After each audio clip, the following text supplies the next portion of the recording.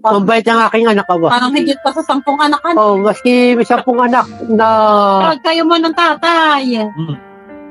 kahit 10 anak ng mga ibang anak ng tatay, hindi naman tinutulungan. Wala.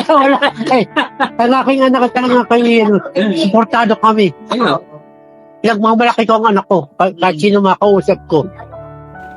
Yan yung mga huling salita na palagi kong tinatandaan na sinabi sa akin ni tatay. Ngayon nga pala ay ika-3 taon na ng kanyang kamatayan.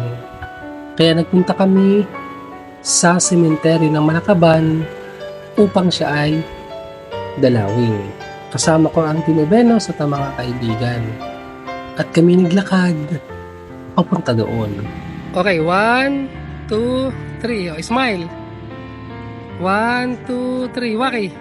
1, 2, 3. Oh, tingin kayo dito. 1, 2. Balik ka doon. Balik. Oh.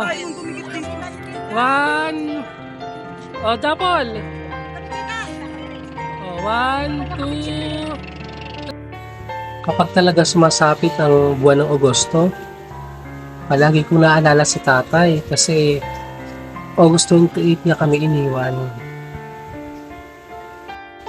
At syempre, namimiss namin siya kaya dinadalaw namin siya ngayon.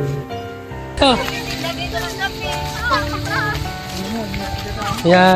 Oh, isang lingon nga dito. May. Isang bali nga ng leeg. Oh, lingon kayo.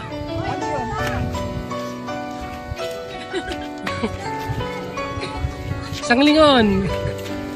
Yung maganda rin dito, oh.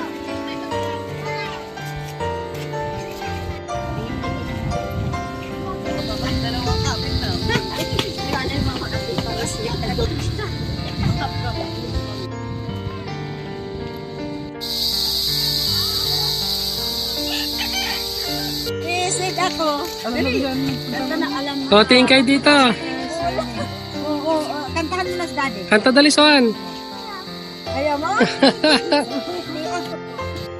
Tawag ka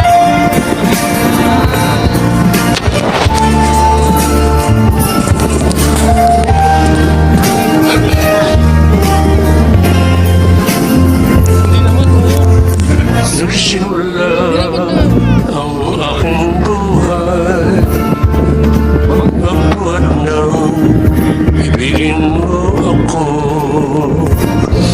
Ang lahat ng aking pangarap natupad na dahil sa'yo. Ang puso ko'y ginising mo sa tamis ng iyong pag-ibig.